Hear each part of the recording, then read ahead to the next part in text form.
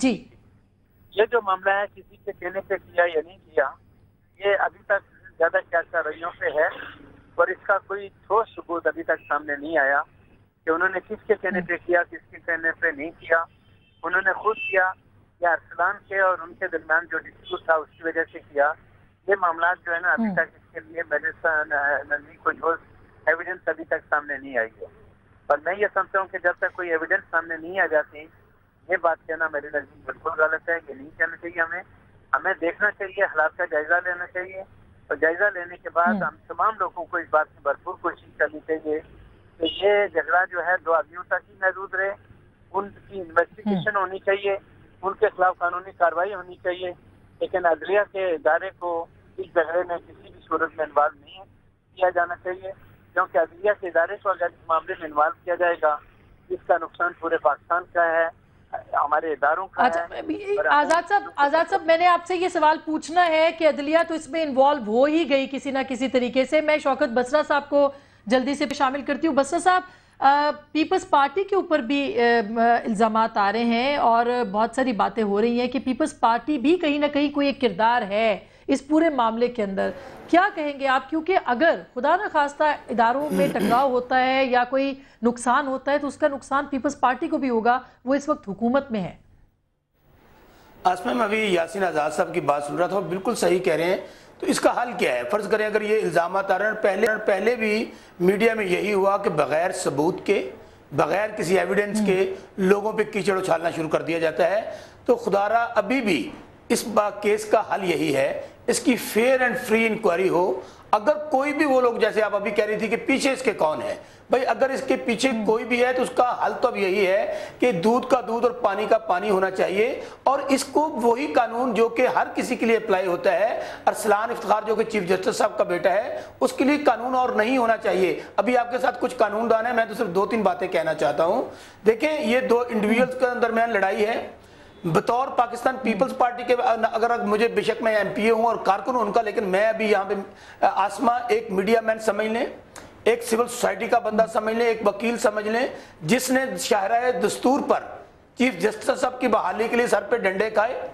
और हम सिर्फ ये चाहते हैं कि अब अगर ये बात निकल पड़ी है तो तमाम हकाइक कौम के सामने आने चाहिए। मुझे 3-4 बातें सिर्फ आपसे आसमा मैं कहना चाहता हूं कि चीफ जस्टिस साहब का ये सो मोटो लेना कानूनी नहीं है मेरी नजर में। कि कोई ऐसा पब्लिक इंटरेस्ट का मामला नहीं था, कोई ऐसा नेशनल इशू नहीं था, कोई लॉ एंड ऑर्डर का मामला नहीं था, पहली बात। दूसरी बात, अगर उन्होंने लेना था, जब 6 महीने पहले एतजाज एहसन साहब ने सबको चीफ साहब को बताया, तो चीफ साहब ने उस वक्त उसको घर से क्यों नहीं निकाला? उस वक्त सो मोटो क्यों नहीं लिया गया?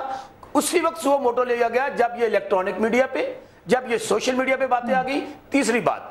बाकी केसेस तो चीफ साहब करते हैं कुरान शरीफ के बगैर,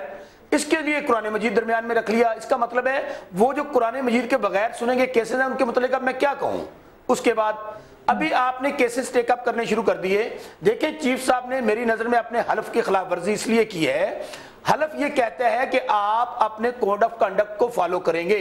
जो आर्टिकल 4 में लिखा गया है वो केस सुनने के मजाज नहीं थे। अभी भी यहाँ पे मैं बड़ी ये अर्ज करूंगा चीफ साहब की खिदमत में, चीफ साहब हमारे ख्वाब टूट रहे हैं, हमारे जज्बात का खून हो रहा है। हमने इसी अदलिया के लिए पूरी कौम ने मिलकर जद्दोजहद की और नारा लगाया कि धरती होगी माँ के जैसी और शहरी को इंसाफ मिलेगा। तो यहाँ पे मुझे सिर्फ चीफ साहब से 1-2 बातें और पूछना है कि चीफ साहब वो कौन सा बाप है जिसका बेटा घर में रहता हो, 3 साल पहले तक वो बेटा नौकरी के लिए मारे मारे फिर रहा हो, और मैंने खुद आसमा अरसलान इफ्तिखार को जो कि चीफ साहब का बेटा है, लाहौर के अंदर जो रॉयल पॉम है उसके ऊपर उसके साथ फ्लीट गाड़ियों को देखा, मर्सिडीज, बीएमडब्ल्यूज, और फिर वो बच्चा जो 1 महीने के अंदर 2-2 ट्रिप लगा रहे हैं। मगर बसर साहब ये बात सुने, ये बात जो आप कह रहे हैं, पीपल्स पार्टी का मौक़िफ़ तो इसी तरह का सामने आ रहा है, ये कि अरसलान इफ्तिखार वर्सेस मलिक रियाज है ना, तो इसमें चीफ जस्टिस को क्यों शामिल कर रहे हैं आप? एक इंडिविजुअल के तौर पर इंक्वायरी करने का मुतालबा कर सकते हैं, लेकिन चीफ आजकल मतलब एक 18 साल से ऊपर का एक बालिग लड़का है, वो अपनी जिम्मेदारियां खुद उठाता है, वो उसके ऊपर ये ठीक है एक वो मॉरल ड्यूटीज को छोड़ देना, एक लीगल एक वो इंडिविजुअल है इस सोसाइटी का, उसका इल्जाम आप कैसे दे सकते हैं चीफ जस्टिस के ऊपर? आसमा, आपका कोई भाई हो, آپ کا کوئی بیٹا ہو آپ کے گھر میں رہتا ہو وہ وہاں پر آئے اور آپ کے ساتھ رہ رہا ہو، جس کے پاس نوکری نہیں ہے، وہ بندے کی یہ وسائل کس طرح آ گئے کہ وہ مونٹے کارلو جو کہ جوئے کی وجہ سے مشہور ہے اور ارسلان افتخار، اور خود میں نے لاہور کے اندر اس کی ایکٹیویٹیز واچ کی، چیف صاحب کے گھر میں سوتا ہو، ابھی وہی تک اٹھتا ہو۔ ثبوت اس کے سامنے بسر صاحب اس کے ثبوت ابھی تک سامنے نہیں آئے کہ یہ جو بھی انہوں نے بھی الزامات لگائے ہیں، صرف ابھی اس کی انویسٹیگیشن۔ اچھا میں سلمان اکرم راجہ صاحب سے یہ اللہ کرے یہ سب جھوٹ ہو، آسما اللہ کرے یہ سب جھوٹ ہو، یہ سب خواب ہو، ٹھیک ہے، لیکن آپ کہہ رہے ہیں کہ انکوائری ہونی چاہیے، تحقیقات ہونی چاہیے، اس کے اوپر تحقیقات ہونی چاہیے۔ راجہ صاحب یہ سوال ٹھیک، یہ سوال تو بالکل بجا ہے کہ جو بھی تحقیقات ہونی ہیں اس کے حوالے سے درکار وہ ہونی چاہیے، نیب کو بھی اس کو ریفر کرنا چاہیے۔ آپ کا کیا خیال ہے کہ اس کے اوپر کیا ہونا چاہیے؟ جلدی کیسے ہو سکتا ہے اور عدلیہ کیسے انوالو نہ ہو اس میں؟ جی راجہ صاحب آپ بتا دیں گے؟ جی مجھ سے کیا آپ نے سوال؟ دیکھیں اس میں جو بسرا صاحب نے بات کی یہ ایک سیاسی نوعیت کی گفتگو بھی تھی اس میں، لیکن بہرحال آپ کسی کو بات کرنے سے نہیں روک سکتے۔ ایک موقع ایسا آ گیا ہے کہ لوگ ایسی بات کر رہے ہیں، شاید 2 ہفتے پہلے ایسی بات کرنا ممکن نہ تھا کسی کے لیے ٹی وی چینل پر آ کر، تو یہی ایک تشویش کا لمحہ ہے۔ اسی لیے میں سمجھتا ہوں اس وقت ایک بہت جامع اور شفاف حکمت عملی کی ضرورت ہے عدلیہ کو۔ عدلیہ بہرحال اس معاملے میں اب ایک فریق بن چکی ہے، جتنا بھی ہم چاہیں کہ یہ 2 لوگوں کے درمیان رہے معاملہ، لیکن عدلیہ کے حوالے سے سوال کیے جا رہے ہیں جیسا کہ بسرا صاحب نے کیے یا چیف جسٹس صاحب کے حوالے سے کیے جا رہے ہیں۔ اب جو تجویز سامنے آ رہی ہے، جو حلقوں میں عدالتی یا وکالتی حلقوں میں بات ہو رہی ہے، ایک تو یہ ہے کہ جی جو نیب FIA کے ادارے ہیں جہاں ہر ایک کا مقدمہ جاتا ہے وہیں یہ مقدمے بھیج دیے جائیں، لیکن وہاں ہمیں یہ سامنے رکھنا پڑے گا کہ ایک تصادم کا ماحول ہے۔ وہ ادارے جو ہیں بالآخر حکومت کے تابع ہیں، وہاں پہ اپوائنٹمنٹس حکومت کرتی ہے، تو حکومت کے ساتھ جو عدلیہ کا معاملہ رہا ہے پچھلے کافی عرصے سے، حکومت کی طرف سے ایک حکم عدولی ہوتی رہی ہے، تو اس تناظر میں شاید یہ بات سود مند نہ ہو، ہم مزید تنازعات اور مزید جھگڑے کو شاید جنم دیں۔ ایسی صورت میں میں سمجھتا ہوں کہ ایک غیر جانبدار قسم کا کمیشن، جس میں ریٹائرڈ جج صاحبان بھی ہو سکتے ہیں، دیگر جو باعتبار قابل اعتبار لوگ ہیں ہمارے معاشرے کے، ان کو شامل کیا جا سکتا ہے کہ اس تمام معاملے کو دیکھیں۔ یہ معاملہ غیر معمولی نوعیت کا ہے، یہ معمولی نوعیت کا نہیں ہے۔ ہمارے ملک کے سب سے محترم ادارے کو اور سب سے محترم شخصیت کو سوال کا ہدف بنایا جا رہا ہے، تو اس کو ہم نہیں کہہ سکتے کہ یہ نیشنل امپورٹنس کا معاملہ نہیں ہے، جیسا کہ ابھی کہا گیا، بالکل یہ نیشنل امپورٹنس کا معاملہ ہے، اور اس کے لیے ہمیں ایک بہت ہی ہائی پاورڈ اور با اعتبار اور شفاف طریقہ جو ہے ہٹ کے عام طریقے سے میں سمجھتا ہوں بنانا پڑے گا، وہ اپنانا چاہیے۔ جی میں آزاد صاحب، چونکہ میں آپ سے یہ پوچھنا چاہوں گی بریک سے پہلے کہ آپ یہ بات کر رہے تھے کہ یہ معاملہ جو ہے سازش ہے یا جس طرح سے بھی ہے اور عدلیہ کو انوالو کیا گیا ہے، جو سجیشن انکوائری کے حوالے سے ارسلان صاحب دے رہے ہیں، آپ سلمان صاحب کیا آپ کو لگتا ہے کہ اگر یہ ہو جائے تو عدلیہ بحیثیت ادارہ اس کے اندر مزید انوالو ہونے سے بچ سکتی ہے؟ بالکل بچ سکتا ہے۔ اس کی انکوائری مکمل ہونی چاہیے، اور مکمل انکوائری میں ارسلان کی اگر غلطی ہے تو ارسلان کو اس کی سزا ملنی چاہیے، اور اسی طرح ریاض ملک صاحب جو ہیں بحریہ ٹاؤن کے جو مالک ہیں، انہوں نے جو الزامات لگائے ہیں ان کو بھی ثابت کیا جانا چاہیے۔ پر اگر انکوائری کے دوران یہ بات ثابت ہو جاتی ہے کہ جو الزامات لگائے جا رہے ہیں وہ غلط ہے، تو ملکی قوانین کے مطابق ان کے خلاف پروسیڈنگ ہونی چاہیے، اور جو چونکہ ملکی قوانین موجود ہیں ان کے خلاف کیسز بننے چاہیے، اور ان کے خلاف کیسوں کی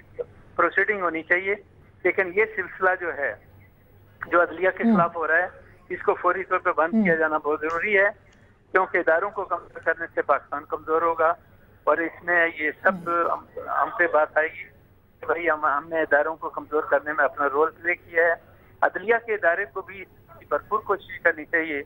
کہ ان دونوں کے متعلق جو ہے ہائی لیول کی انکوائری سیٹ اپ کریں، اور سیٹ اپ کرنے کے بعد اس کو دیں اور وہ اس کے مطابق پروسیڈ کریں، تاکہ اگر کوئی آدمی گلٹی ثابت ہو تو اس کے خلاف جو ہے نا سخت سے سخت ایکشن جو ہے نا لیا جا سکے۔ اچھا آزاد صاحب، کل آپ کا بھی یہاں پہ لاہور میں کوئی اجلاس ہو رہا ہے، تو آپ کیا لائے عمل بنا سکتے ہیں؟ آپ کے ایجنڈے پہ کون کون سے پوائنٹس ہوں گے اس ریفرنس میں؟ یہ چونکہ میٹنگ پاکستان بار کونسل نے بلائی ہے، جوائنٹ میٹنگ ہے، اس میں سپریم کورٹ بار کے پریزیڈنٹ کی حیثیت سے میں بھی جا رہا ہوں، اور یہ میٹنگ ہماری ڈفرینٹ کمیٹیوں کی ہے، وہاں ہم بیٹھ کے طے کریں گے کہ جو یہ موجودہ صورتحال ہے اس کو ہم کیسے فیس کر سکتے ہیں، عدلیہ کے ادارے کو کہاں تک انوالو کیا جا رہا ہے، اور یہ جو الزامات کا ایک بھرمار ہے اس کا کیا طریقہ کار ہونا چاہیے، یہ جمعے کو جو ہماری میٹنگ دور میں ہو رہی ہے انشاءاللہ تعالیٰ ہم اس میں طے کرنے کی کوشش کریں گے۔ بہت بہت شکریہ یاسین آزاد صاحب۔ لیکن بصرہ صاحب آپ مجھے یہ بتائیے کہ یہ جو بات اب نکلی ہے یہ تو دور تلک جائے گی نا، یہ جو صورتحال اس وقت بنی ہوئی ہے اس میں بہت سارے الزامات، ایک ادارہ دوسرا ادارہ، یہ سب لوگوں کے ساتھ ایک دوسرے کے اوپر الزامات لگ گئے ہیں، تو کیا، اور دوسری طرف انٹرنیشنل کرائسس پاکستان کے لیے جو ہے وہ چل رہا ہے، تو کیا ہوگا یہ، ہم کیا، آپ کی حکومت یہ افورڈ کر سکتی ہے؟ آسما بالکل آپ درست کہہ رہی ہیں، اور دونوں قانون دان بہت سینئر ہیں، انہوں نے بہت اچھی رائے دی ہے۔ ہم پہلے انٹرنیشنلی بہت ایسے حالات سے گزر رہے ہیں کہ جو سٹریس آ رہے ہیں نیٹو سپلائی کے حوالے سے، پھر آپ دیکھ لیجئے ہمیشہ سے انڈیا کے جو معاملات ہیں، ہمارے جو اور پڑوسی ممالک ہیں، تو اس لیے ہمیں بڑا سوچ سمجھ کے، بڑی سینسٹیو سچویشن ہے، اور اب یہ ایسا معاملہ آ گیا ہے۔ عدلیہ ہمارے لیے بہت محترم ہے، اس کے لیے تمام پورے پاکستان نے مل کر قربانی دی۔ اس کا بہترین طریقہ نکلنے کا یہ ہے جو راجہ اکرم صاحب نے سجیسٹ کیا ہے کہ عدلیہ کو فوری طور پہ، میں کہتا ہوں ججز بڑے محترم ہیں، ان کو اس سے نکل جانا چاہیے۔ اگر میمو کمیشن بن سکتا ہے، فلڈ کمیشن بن سکتا ہے، جسٹس منصور شیخ کمیشن بن سکتا ہے، تو قانون تو سب کے لیے کہنا چاہیے۔ حامد سعید کاظمی صاحب کے لیے اور قانون ہو، انجم عقیل کے لیے دوسرا قانون ہو، اور وزیر اعظم یوسف رضا گیلانی صاحب کے لیے ایک قانون ہو، اور نواز شریف صاحب کے لیے دوسرا قانون ہو، پیپلز پارٹی کے لیے اور قانون ہو، مسلم لیگ نون کے لیے اور قانون ہو۔ ابھی یہ کریڈیبلٹی کا ایشو ہے، اس کو ہمیں دیکھیے، آج لوگ یہ باتیں کر رہے ہیں، ہمیں چیف جسٹس صاحب، میں بار بار یہی کہہ رہا ہوں، لیکن اب جو اس وقت حالات ہیں پاکستان کے اندر، چیف صاحب کو، موجودہ ججز کو اس کیس سے نکلنا چاہیے، اور اگر ملک ریاض صاحب کے الزامات غلط ہیں یا اس کے پیچھے کوئی انٹریگ ہوئی ہے تو آسما تمام چہروں کو سامنے لانا چاہیے، اور وہ کون کون سے کردار ہیں جنہوں نے یہ معاملہ کیا، اور اگر ارسان افتخار گلٹی ہوتا ہے تو میں کہتا ہوں اس کو اسی طرح سزا ملنی چاہیے جس طرح مونے سلائی 1.5 سال جیل میں پڑا رہا۔ یہ اب چیف جسٹس صاحب کی کریڈیبلٹی کا معاملہ ہے، موجودہ عدلیہ کریڈیبلٹی کا معاملہ ہے۔ اگر وہ بے گناہ ہے اور اگر ملک ریاض صاحب نے الزامات غلط لگائے ہیں تو ان کو فکس اپ ہونا چاہیے اور قانون کے مطابق سزا ملنی چاہیے۔ اچھا، میں جسٹس وجی الدین صاحب بھی ہمیں جوائن کر رہے ہیں، پاکستان تحریک انصاف کے سینئر رہنما ہیں اور بہت بڑا نام ہے۔ السلام علیکم جج صاحب۔ جی السلام علیکم جج صاحب، میرا خیال ہے کہ ہمارے ساتھ ٹیلی فون لائن پہ موجود ہیں، ان سے بھی ہم بات کرتے ہیں، لیکن سلمان اکرم راجہ صاحب، یہ جو سارا سلسلہ ہے، یہ لوگ یہ کہہ رہے ہیں، یعنی میں چونکہ یہ کیس بھی بہت زیادہ پہلے سرگوشیوں میں رہا، اس کے بعد ایک سٹوری بن کے سامنے آیا، اب جو سرگوشیاں ہو رہی ہیں کہ ایک ان وانٹڈ قسم کی جو صورتحال ہے اس کی طرف بڑھایا جا رہا ہے پاکستان کو، اور پھر شاید دمادم مس قلندر کے چانسز ہو سکتے ہیں اس کیس کے بعد۔ کیا آپ کو لگتا ہے کہ یہ گیم سیٹ ہے؟ کیونکہ ہم لوگ ہر چیز میں سے کانسپریسی تو نکالتے ہیں، اس میں تو خیر لگ بھی رہی ہے، تو آپ ایگری کریں گے اس طرح کی سرگوشیوں کے ساتھ؟ لیکن اس کیس میں یہ جو کانسپریسی یا سازش کے جو آثار ہیں وہ بہت واضح ہیں، کیونکہ ملک ریاض بالآخر ایک بزنس مین ہے، ان کی یہاں پہ پاکستان میں بہت سی انویسٹمنٹ ہے، سرمایہ ہے، زمین ہے، جائیداد ہے، وہ پاکستان چھوڑ کے جانے والے نہیں ہیں۔ ایسا شخص جو ہے وہ بہت محتاط ہوتا ہے، وہ بہت کمزور بھی ہوتا ہے، لہٰذا جب تک اس کو کسی سے بہت زبردست تحفظ کی یقین دہانی نہ کرائی گئی ہو وہ ایسا قدم نہیں اٹھا سکتا، اور کوئی سیاسی حکومت کسی شخص کو وہ یقین دہانی نہیں کرا سکتی۔ پیپلز پارٹی کی گورنمنٹ آج ہے، کل نہیں ہوگی، مسلم لیگ نون کی گورنمنٹ آئے گی یا نہیں آئے گی ہمیں نہیں پتہ۔ یہ یقین دہانی ملک ریاض جیسے بزنس مین کو کہ تم کر گزرو جو تم نے کرنا ہے، سپریم کورٹ کو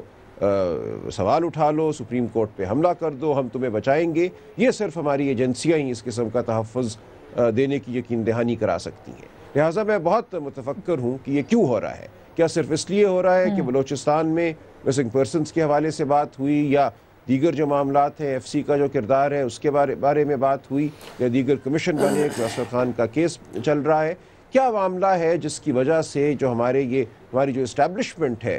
اس نے کم از کم اگر ان کو بھڑکایا نہیں تو اجازت ضرور دی ہے کہ آپ یہ کر گزریے۔ یہ چیز میں سمجھتا ہوں ایک لمحہ فکریہ ہے، یہ بڑا امپورٹنٹ پوائنٹ ہے، بالکل یہ بڑا امپورٹنٹ پوائنٹ ہے اور میں وجی الدین صاحب کو بھی اس میں انوالو کرتی ہوں. وجی صاحب کیا آپ ایگری کرتے ہیں کہ اگر ملک ریاض نے یہ سب کچھ کہا تو ان کے پیچھے بھی کوئی ہو سکتا ہے اور اس طرح کی جو معاملات ہیں وہ پاکستان کو ایک اور سچویشن میں خدا نخواستہ لا سکتے ہیں؟ میں اپنے منہ سے نہیں کہنا چاہتی اور یہ سب اس کے لیے سٹیج سجایا جا رہا ہے. کیا آپ سمجھتے ہیں، کیونکہ آپ خود اس پورے سین میں رہے ہیں ہمیشہ اور بڑا آپ کا معتبر نام ہے، چیف جسٹس کو بھی اس سوالات کا جواب تو دینا چاہیے؟